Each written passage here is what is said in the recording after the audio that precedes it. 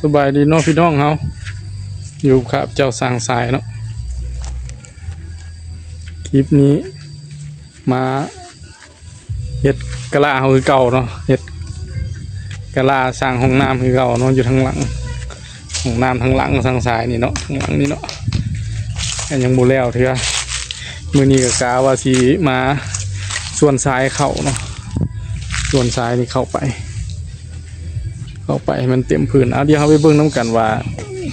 ติดแล้วส่วนอยู่ระดับใดสำหรับติดแล้วเนาะติดแล้วในก็ส่วนได้ประมาณนี้เนาะประมาณอยู่บ่ฮอดครึ่งเนาะว่าคันฝนตกใส่มันยุบลงมันก็สิได้ตื้มเข้าไปอีกเนาะ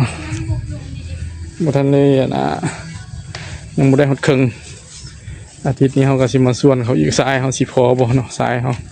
ส่วนเขาไปจนเต็มนี่แหละจนเต็มจนอัดแน่นนั่นแหละหวังอาทิตย์แล้วนี่เขากอนี่น้ำเนาะอาทิตย์นี้มันแข็งแล้วนี่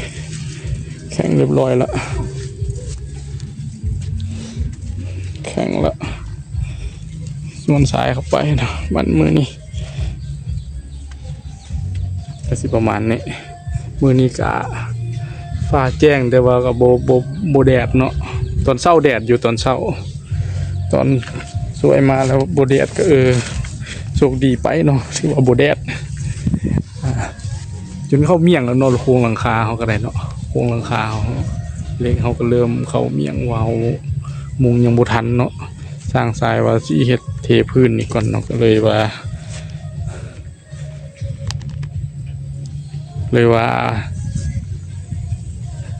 เทพื้นแล้วจังสิมุ้งเนาะในส่วนของหลังคาห้องน้ำเขานี่เนาะเดี๋ยวเขาที่ตามมึงน้ำกันอีกเนาะว่าเขาสิคนได้เต็มบ่มื้อนี้นี่ก็เป็นช่วงค่ายแรงเนาะช่วงค่ายแรงละสำหรับเวียกมื้อนี้เขาเนาะขนทรายเขาพื้นห้องน้ำเนาะขนทรายเขาพื้นห้องน้ำก็เกือบว่าอยากเต็มแล้วแต่ว่าสร้างทรายบุทันได้วางทอเนาะบุทันได้วางทอก็เลยว่าโจคนเนาะเดี๋ยวเขาไปถ่ายเบิ่งน้ำกันคักๆเนาะว่ามันอยู่ในระดับใดที่เขาขนทรายเขาเนาะเพราะว่ามันก็แรงแล้วซ้ำนี้ก็ประมาณ6 โมงแรงเนาะเดี๋ยวไปเบิ่งน้ำกันสำหรับนาเวียกเขาเนาะขนทรายเขาแล้วก็มาน้ำใส่ส่วนหนึ่งมืออื่นที่วางทอนี่คนวางทอสักโคกเนาะวางทอสักโคกแล้วก็วางทอน้ำเสียเนาะสิหรือวางทอน้ำเสียแล้วจังสิเอาทรายเข้าเติมแล้วก็สิมาน้ำแล้วก็สิคันเวลามีก็สิตีแบบอ้อมไว้เนาะ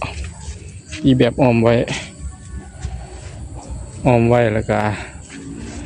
จังสิซื้อเล็กมาสานใส่แล้วก็เทเลยเนาะซื้อเล็ก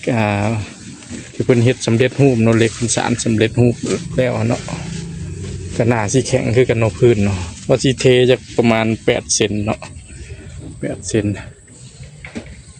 สำหรับห้องน้ำเขาเป็นพื้นห้องน้ำเขาสูงเติบเนาะเบิดสายไปหลายเติบสายเบิดไป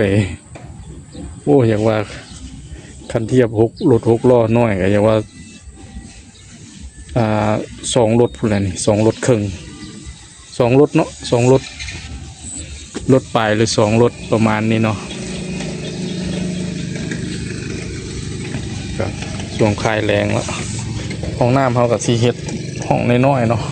ลองเบิ่งเนาะว่ามันสิเต็มไว้บ่หลายคนก็ว่ามันสิเต็มไว้จะสร้างสายก็ลองเบิ่งเนาะบ่ลองบ่ฮู้เนาะ